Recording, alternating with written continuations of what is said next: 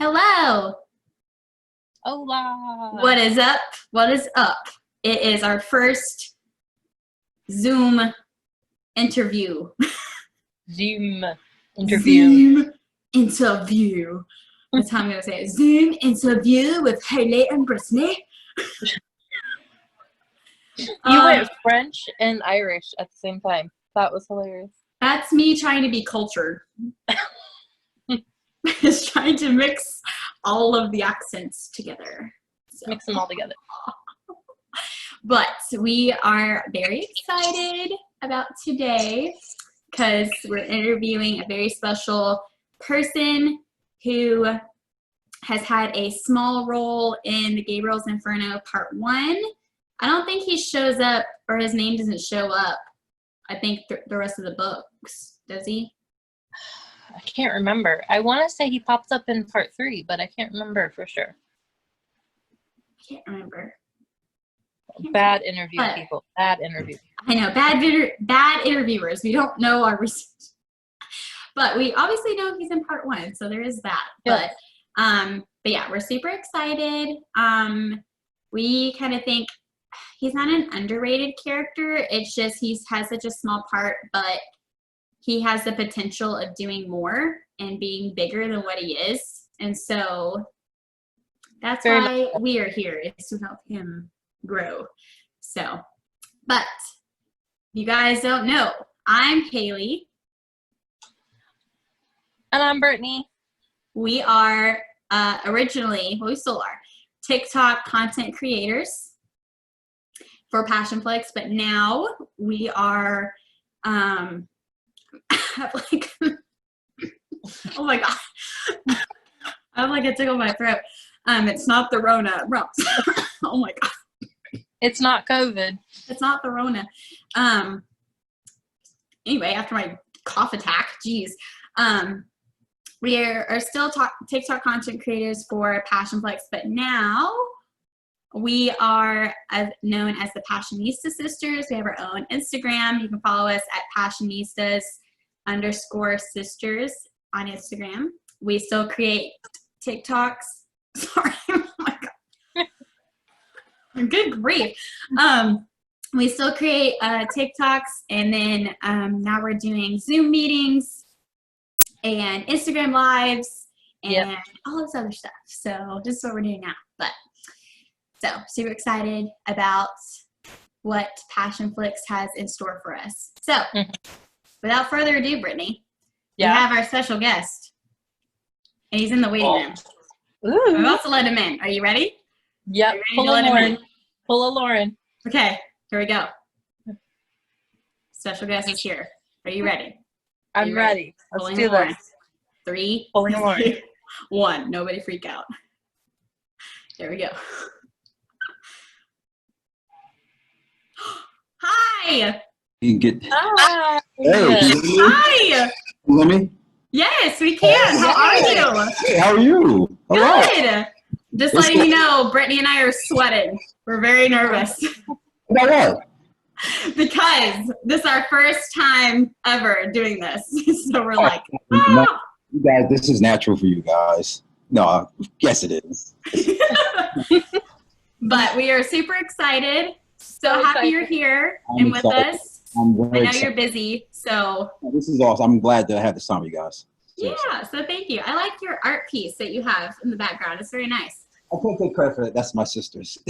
Well, she has very good taste in art. Very good taste. I'll let her know too. Hey, you. They're like, hey, Richard's sister, you have very good taste in art. We'll love to hear that too. So, because for some people that might not know, because we've had some people that are into Passionflix, they don't really know what it is, but they're like slowly kind of getting into it. Yeah. So this lovely human being is Richard. I don't know how to pronounce your last name, so you may have to say it. We don't want to butcher it. Brevard. Brevard. Okay, so Richard Brevard Jr. He plays our lovely Ethan in Gabriel's Inferno. Super awesome. And we just felt like we wanted to connect with you because obviously you don't have a huge part in it, but you have a part that is very important, and it needs to be brought up and established and whatnot. So that's why we've been drawn to you, because we're like, we love Richard. Like, he has such a small part, but it's like, you have the potential of being something bigger. So that's why we wanted to reach out to you. Better recognize. Yes, recognize. Yes. So, but we're super excited. So obviously we have a few questions for you that a lot of people want to know. So, Brittany, go ahead and ask the very first question. All right. So we want to know, who is your celebrity crush? Celebrity crush. You know what's funny about that? I don't know if I have an actual specific actress that I just have a crush on, but I have a crush on like characters. Oh, okay. So like the characters, but not like the person who's playing them. It's not necessarily one and the same, right? So it's like I don't know if you watch like do you watch Killing Eve? Or do you know about that show? I wanted to watch it. It looked really good. Yeah. Well, the main actress Jodie Comer, co-lead actress who plays like a basically like a sociopathic assassin. There's something about the bad girl. I know it sounds crazy. She has a big fault. I'm not the only one. I'm not the only one who has this. I'm not the only one who has this weird like thing for that character. Yeah. She literally kills people every episode, but she just does it with such style. It's like it's like Kill Bill. Like, she's like sneaky, knows how to do it, but you're like, I like it. She's a badass. Yeah. And then I don't know if you watch if you watch The Marvelous Miss Maisel. I don't know if you watched that. I wanted to watch that one too. Yeah. We have similar interests, Richard. Yeah. This is why we're meant to be together. Right. I think you like it. The main actress the character she plays, I love her. You know, like her personality, like it's just so it's like more characters. You know, Wonder Woman, Black Widow. Yeah, of course, Wonder Woman is amazing. What are you talking about? Stuff like that. But not so much necessarily one main actress. Just like if it's a character I like, I kind of get like, I get like a crush on that character. If that makes sense. Yeah. Yeah. Well, I'm pretty sure Brittany can agree to this. I mean, obviously, Julio is a crush of ours, but also you are too. So just putting that out there. Don't put that out there. Just putting that out there. Just putting it on open. Let's see. Oh, this is probably, well, I mean, you probably get asked this most of the time too, but like, what is one of your pet peeves that you have? Something that just really like annoys you? Maybe this is broad, like very broad, but just general like unkindness, just like nasty, like people just are like kind of miserable, just aren't like kind. Like kindness costs you nothing. So just people who are just like, I know that's very broad, it's not very specific. There's so many different things that can go under that, but like, I'm a nice guy, and like, I know not everyone has to be like overly nice, but I can't stand people who are mean for no reason, or just, that's just like, it's the complete, like, like, why do you have to do this? Like, why can't you just like, yeah. I know mine for sure. I know it's weird. I think it's just because of like me being like a bookworm and writing a lot, and Brittany might have this too, but like when I used to be on dating apps and stuff, grammar and spelling. Like when someone would spell something wrong or say it weird, and I'm just like, okay, I'm instantly not attracted to you anymore. Right. You have time, especially if it's like your profile, you have time to proofread it. It's not like you're just talking back and forth with someone. And sometimes you'll mess up the word, it's fine. But like when you have time to like proofread it and everything's all the theirs or it's different and the, all that yours, the different, and it's like, I hear. Actually, I do have, I just thought about, I'm sorry not to cut yours off, but I hate people who spoil shows and movies. Like spoiled it. I hate Julio. Julio. Spoiler man, exactly. Julio. Yeah. Sorry, Julio. We're calling you out. Love you, but he does it in a funny way, but he's like, he does it sneaky. He's just like, haha, like here. Right. He knows what he's doing. Yeah. Let me see. Okay, go ahead, Brittany, for the next one. Well, first of all, my pet peeve is piracy. Yes. That's been a big one right now. We're so upset. holding That's it my down. big one. People for that. Yeah. We've been finding so many people. We've had to like almost do like Nancy Drew on everyone. Like we've had to really like, especially with Brittany and I being on TikTok, like we have to search on comments because people are posting comments of links. So we have to find the links to those illegal websites, and then we like screenshot them and send them to Allie. And it's just been like this whole. It's all, yeah, once it's on there, it's so hard to get people to not repost it and, you know, and get rid of the links or whatever. Like it's I mean, it's been a problem, but like, yeah, it definitely is something that like, it irks me. Obviously as an actor, it irks me. Yeah. Yeah. So I love that you ladies are doing that. You go on top of that stuff and We're trying to be like Allie's little like minions and trying to help her. We're like, okay, we got it. Every day. Every day we're trying to do this. Oh, okay. So the next one is, who inspired you to be an actor? Who is your muse? Like personally or just in general, someone who maybe an actor inspired me, or just personally, or I think either way. Either way.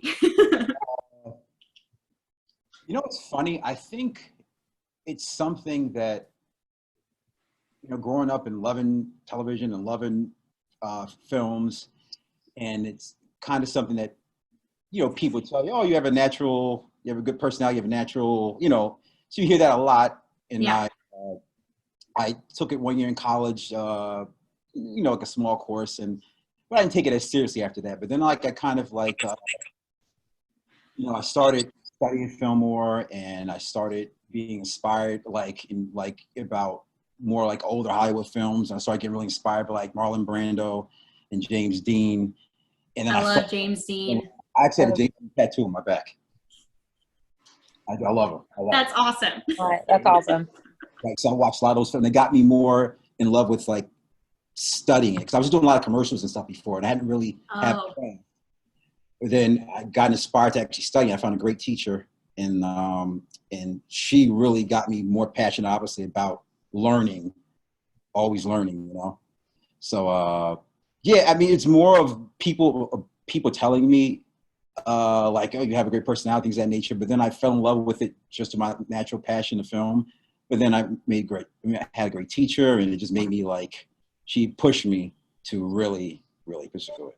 That's good. It's always good to have like someone who sees that talent in you and that capability, and they want you to succeed. So then they're like, hey, if we really harness this talent, like you can do a lot of great things with it. So it's really important to find someone to like push you in the right direction. Yeah. And my family's super supportive. I can't leave them out. They've been hugely like supportive of my career since day one, which is awesome. So that's good. That is good. So good. Yay. That's awesome. So let's see. Oh, so what training, I guess this kind of like leads into the next one. So like what training, if any, that you had, have you had to like prep? Oh, right. Yeah. Yeah. So it's just kind of a segue right from the last question. So I study with a teacher in New York City. Her name's Penny Templeton, and she had a studio right in Midtown. And I studied with her for about 3 years. It was like a master class, basically. It would be equivalent to that, like you have in college, like a master's program. And she has it's something called, I don't know if you ever heard the term method acting before. I think I have. It sounds familiar. That's what their technique. It's basically like drawing on like internal things to help fuel the work, you know, drawing from, you know, things you can relate to. Connecting. Oh, okay. So like your experiences and internal. Your emotions, attaching it to, you'll be able to attach it to your work. And so it involves real in-depth, like working on those things. It's like something you have to work on for a pretty long time. So she teaches her form of the method, and she learned from a great teacher. Her teacher taught like Michael Douglas and Robert De Niro, people like that. So wow. Her own version of like her kind of take on that.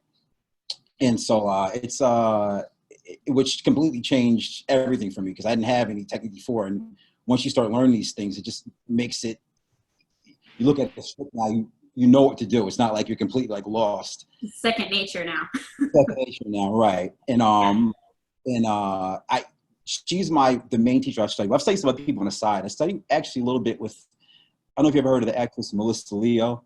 She won an Oscar. She was in The Fighter with Christian Bale and Mark Wahlberg. They played boxing. Oh, okay.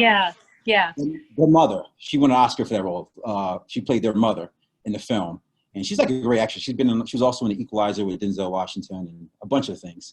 But I actually workshopped with her, which was a great experience because she's an Oscar winner. Yeah. That was like very rewarding. And things I learned, I still use today. So again, she kind of has her own take on her technique as well. So I learned something, a variation or something different, because it's good to have different tools in your toolbox, Yeah. Oh, yeah. Good to like have different things and learn how, okay, well, if I want to do this, I'll pick this one. Or if I want to do this one, I'll pick that. Sometimes the approach can be different. Sometimes I get a script and it hits me in a different way, and I don't necessarily have to dive into certain things as much because it's very much like on the surface for me. And sometimes it's like I can't connect with it at all. So I have to really find those layers that deep in me and connect them. So it helps to have different approaches to it, Yeah. That's awesome. That's neat. All right, Brittany. Let's see. So, you kind of touched on it. Did you know for a long time that you wanted to be an actor? Well, like I said, in college, I took an acting and theater classes, but I wasn't as committed at the point. I was younger, goofing around and stuff. So I didn't take it that seriously, but I knew that's what I wanted to do. I just didn't put everything into it yet. And then I think probably, like I said, probably about a little more than 10 years ago, I got very serious about it. And I, committed to it. And I guess to answer your question, has been probably since I was in my early 20s, which was like 2 weeks ago. No, I'm just kidding. Like, wait a minute. Hang on. Wait. It's okay. People think that I'm 12, so we're all great. So, I wish I had that problem, Haley. it's annoying. I can't be taken seriously. I'm like, I'm 26. I have my master's. I'm an adult. So like, I'm not 12. This is not. I would card you. As Richard.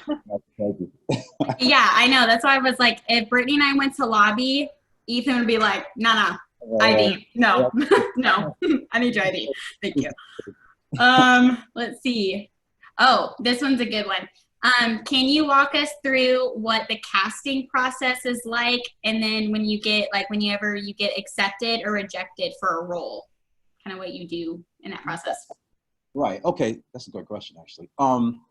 Okay. So, before the world was turned upside down, the way it used to be was you went into a casting office. You got an agent or a manager or some type of representation who got you into the room. You spoke with the casting office, submitted your headshot or whatever, your resume or your reel, and they said, okay, we'll have Richard come in on Tuesday at 3:00, whatever. So you go in and you read for whatever role it is. You're in and out and usually within a minute, and you go back home and you basically sit there waiting and hoping and praying that your agent calls you saying, hey, you're on hold. Or on hold means like they're seriously considering you, like they're holding you. They don't want you to take the job until they made a decision. Or you don't hear anything, or you find out, okay, you didn't get the part, whatever. Now being on hold is a great thing. Actually just funny, because 2 weeks ago I was on hold for a very, very, very big role that I didn't get, unfortunately. But I can say it now, actually. I read for a role on, The Rock has a show coming up on NBC called Young Rock. It's like a coming-of-age comedy about him, playing football, Miami, wrestling, and then becoming, And so I auditioned for a role for one of the characters who played on the football team with him in Miami. And they called my manager and they put me basically available on the whole, which means it's basically down to me, maybe 2 other guys to get this role. And I didn't get it. Well, shame on them because Shame on them. I'm not telling you this one because since it's so recent, it's a better anecdote because it's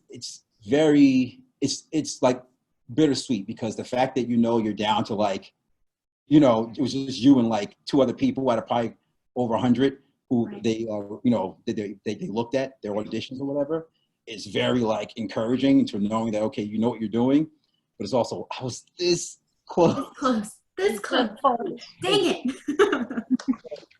So that rejection is that's tough for what we do. It's very it's mostly rejection for everybody, unless you're like a big 90-something% of us are doing rejections, Yeah. So that's basically what it's like. You just learn to to take the good with the bad and keep going. You got to dust yourself off and that's it.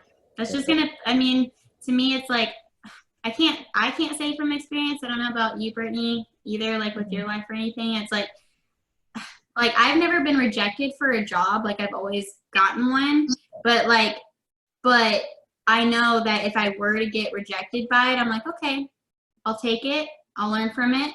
I'll get some notes of what I needed to do next time and I'll just move on and it'll be fine. Right. So yeah, you got to kind of have the thick skin. But well, with creative stuff, it's a lot more. It's because you're kind of like bearing yourself. You're kind of like you're giving a piece of yourself for the auditions and stuff. So you kind of tend to take the rejections personal, which we shouldn't. You never should. You know that in your head, but you still do. You still do, right? But well, you're being vulnerable and you're showing a side of yourself that most people typically probably won't see. And so then, when you get that rejection call, you're like, oh. Yeah, exactly. Yeah. Oh. Let's see. So is there a character that you would love to play from a book or a movie or a comic? Anything that we've mentioned? Yeah. One book. Well, like I said, I love comic book superhero stuff. I'm a Marvel teacher now, and I've actually been on a Marvel show, and the show I was on had a character on there named I was on Jessica Jones, and there's a character named Luke Cage, and superhero, and at the time, the guy who played the part, Mike Coulter, was fantastic. I actually met him on the set that day, and it's funny. People always say to me, "Oh, you actually make a good Luke Cage," and now because Marvel's like all like since they bought Fox and they're doing their own. They're supposedly going to recast the part, so that's the part I would love to play. He's a superhero from Harlem, and like he's cool as shit. I mean, I can curse, right? No virgins here of the ears. My son's in the next room. He can't hear you. We're good. Okay, good. Okay. I know. Sometimes I'll call Brittany and I'm like, am I on speaker? Is your son in the room? She's like, no. I'm like, okay, I have some colorful language I would like to share with you. Let's just let it fly. Right. No, that's definitely any superhero character, but in particular because it just fits. You actually look like him. And then I don't know, another type of role I love to play is like I don't know if you ever watched the show Luther with Idris Elba. It's like a noir crime drama. It's a British show. Oh, that's probably why. Yeah, but it's like a noir crime drama. He plays a detective. It's kind of like just has these inner demons and stuff. It's very layered. It's like such a great type of role, like something like that that's like layered and deep, but like gritty, like something like that. Like roles like that. Anything that's like layered that has like you can get to know them as the show goes on. Right. Yeah. Exactly. Yeah. No. I like those roles too. But also, obviously Brittany and I are biased and we want you to be Yeah, I know. multiple roles for certain things. So biased. So biased. I know. That's cool. Hey, I need that energy. I really do. I'm telling you, you have a lot of support.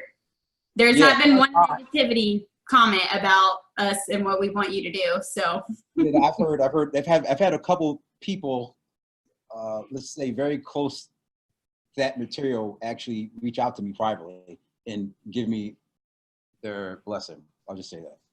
But we won't. So we've done something. We started the ball. Yeah, we'll just get. We put Brittany and I, like, we're at the hill and we like pushed the ball on top of the hill, and now it's just like Just roll. just going. Let's see. Oh, who would you love to work with, director or actor wise? Like, who would you really like be inspired to work with in the future? I actually think I could still probably some of the answers because I think someone asked the same question when I was just doing when I was just writing in with you guys maybe like a month ago. Oh yeah, I think someone did. Yeah, it's I forgot your answer. Whoops. I know. I actually forgot something like now. I shouldn't know it should be at the top of my head. But director wise, kind of the greats, the people, most people in the answer, like Spielberg, Scorsese, Spike Lee, Tarantino. I love Tarantino. Love his films. So many. Christopher Nolan. I love Phoebe Waller-Bridge. I don't know if you know who she is. She just she has a show. I love her. Oh, she's so great. She's amazing. Her writing is like, I love her writing. I would love to, to just read. I would love to act out her writing, like anything she wrote. And yeah, actor-wise, I love Tom Hardy. I love Denzel. I'm a huge fan of who else? I like character actors, like Michael Shannon. You know who Michael Shannon is? Sounds familiar. The minute you saw his face, you know who he was. He's been a lot of great things that I can't think of right now, but yeah, I love. You know how you don't want to leave people out because you're like you think it's like I want to thank everyone. So many great people. Obviously, Tosca again too. If you want to work with her again. Of course, absolutely. I love Tosca. She's amazing. We love her. It's amazing. She's great. I don't know, side note, I don't know if you saw the reaction video of our birthday video that we sent to her, like, because Allie was, like, in her face, like, recording her reaction. Yeah, and as soon as because I heard your voice, so as soon as she saw you, she was like, oh, like, she was just like. The tears started coming. Are you serious? How could I see that? It's on our page. It's on our Instagram. Yeah, you're towards the end, so you'll have to like fast forward. I'll watch the whole. If you want, just to hear your part, it's like right there. She cries the whole time. The whole time she's crying. But no, like when she instantly knew it was you, she was just like, "It's Richard." And I'm like, "Yeah, we got him on the video." Oh, that's great. I love her.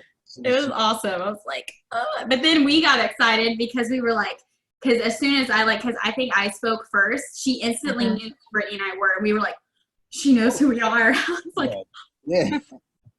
It's like, oh my God. Of course she we does. got a legend. She knows us. Let's see. Okay. So was Ethan the kind of character that you could just kind of be yourself? You know what? Very, very much so. I think so too. After like talking to you for a while, I'm like, yeah, he's Ethan. Like, well, I was just saying how sometimes you don't have to like dig so much. Like that's a perfect example. I was like, oh, it's like Sylvain wrote this, like knew me and wrote this for me. Yeah, it was a lot of, even like I was thinking of scenarios when I was, working the script and stuff. I was like, this is probably what I would say. And I would try to impress my Italian girlfriend by speaking Italian, or I would probably ask somebody to help me out, like everything. And then dealing with, Mr. Emerson, like I would definitely the same way. I feel like I'm babysitting, which is how I approached it. And so, yeah, it's it was very easy to connect to Ethan, very much so. Yeah, that's why like when, Brittany and I had similar reactions to when they were releasing the casting pictures of who was playing who. Mm-hmm. And it was, I got chills when I saw Krista and Simon. When I saw Rhett and Margot, I was like, that's them. I'm like, that's them. Right. And then when I saw you and I was like, that's Ethan. I'm like, that's Ethan. I'm like, that's him. Oh yeah. You know, which is awesome. That kind of look when Passion Flicks put it up on well, I guess Allie put it up on the Passion Flicks IG page. You know, she was putting the casting announcements, you know, a different one each day or whatever. And when mine went up, and I you know, I'd read people's responses like, You're like, what are they gonna say? That sucks. This guy's the worst. I was a little nervous reading, but it was all like everyone was like nothing negative. Everyone was like, "Oh, this is perfect." You know, they hit the nail on the head with that. So I felt really more confident about it. Okay, we're in the clear. We're good. Okay. Let's see. Oh, how is the environment on set for Gabriel's Inferno? Like just the vibe, I guess. Yeah. I gotta tell you, it was amazing. Amazing. I'm not just saying that because I've been on sets where I didn't get a good vibe at all, you know, like, or I didn't necessarily feel welcome because like you said, I didn't have a huge part. So I wasn't there as long as everyone else. Right. Not everyone had already been there for a while. So I've been on shows where I'm just like on an episode and you get there, everyone's kind of like, you're just here for a couple days. Like, you know, and you know, you're not treated like, you're just like, okay. Yeah, like, yeah, right. But right away, immediately, I was made like I was part of the family. I was like, you're part of this, you know. Like that's how I felt immediately in the entire time. It was like one of the best, if not the best, environment I've had spending time on a set. It was fantastic. It was great. The energy is great, and that starts from Tosca because it starts from like the person running, you know, steering the ship. Yeah. And it starts with her, and it goes all the way down to the set guys, obviously all the actors. And craft service people, everyone's it's just a great energy that she creates, and it felt very safe and comfortable to work, and I loved it. Like, it was fantastic. That's so good. Yeah, I think that's like what I think we really like about Tosca too is like not only like her mission for Passion Flicks in the romance world, but it's like she wants everyone to feel so involved and so valued and appreciated. And I think that's awesome because I don't think a lot of directors really do that. They're just like pointing fingers, bossing you around, like wherever. But like Tosca's like, no, like y'all are like my kids. It's like this is we're doing this together. Exactly. That's a good way of describing it. Absolutely. Yeah. And like once you're part of the family, you're part of the family. Yeah, you're part of the family. That's it. You stay there. You're never getting out. That's it. I mean, obviously, like we haven't like met Tosca or anything, but that's just as fans. That's just what the vibe that we get, and that's. It's cool that it's like y'all feel it, we feel it. Yeah, and that's we're all feeling it. Yeah, that's how she is too. It's amazing. Let's see. So what did you take away from being on Gabriel's Inferno? Well, I can tell you what the entire experience. I can, if I can answer in that way. Yeah. I basically learned because, okay, admittedly, I didn't grow up reading romance novels and watching and go. You're like, wait. And things of that nature. So I didn't know much about them. But then when I got involved in this, when I signed on to play Ethan, and I started, you know, researching, reading about it, and I started, and when it was announced that I was playing Ethan, I started having people, you know, follow me and add me and message me and like and repost stuff that I'm posting. Like, and I'm like, you know what? This is like, I realize how much this means to so many people. And I said to myself, it's probably how like comic books or like superhero stuff, what it means to me, like how serious I take it, and how some people would be like, oh, I'm not really into that, but it means a whole bunch to me. And I started realizing how beautiful these stories are and how much they mean to so many people, and the escape that it gives many people. And it made me feel very like proud and also admire more about the genre than I did before, you know. Now that I'm involved with it, now I completely get it, you know. And it's awesome. It's a great escape, and they're very beautifully written. Like, you know, the one I'm reading now is just like, you know, Gabriel's is just so well written. It's just like definitely beautiful, you know, just definitely moving, and like so I learned to appreciate, you know, these stories, and the people who are like passionate about them, you know? So yeah, that's the Giving you experience. exposure to a new world. Yeah, it's true. It's very true. Yeah. And, but yeah, it's awesome. It's awesome. Yeah, I know Brittany and I think we've talked about it, I think on like a live or something like that, that we, like, it's not just us, but we have felt like Passionflix is more than just like the company itself, like with the novels that they want to produce, but like they just bring out a whole new perception of what we visualize as fans in word form. Like we can see it in our heads, but now we can see it live action.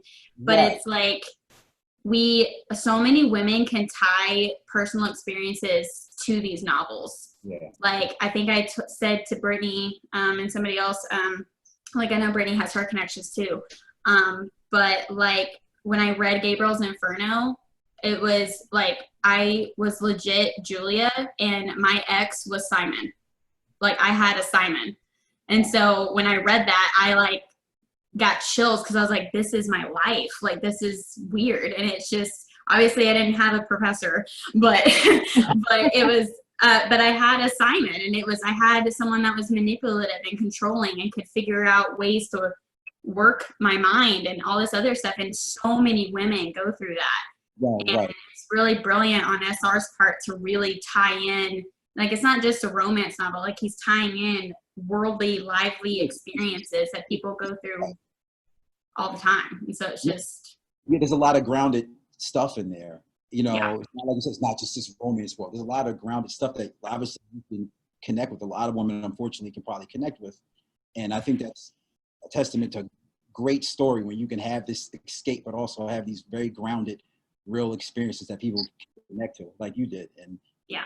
that's awesome. Again, I didn't know like books. I didn't know they were written like this. I'm like, wow, these are written so well. They're beautiful words and like very a lot of depth, you know. So yeah, that's awesome. I mean, that you have a way to kind of to revisit, or like you can read something like this, you can have this escape, but you can also connect with it personally, you know.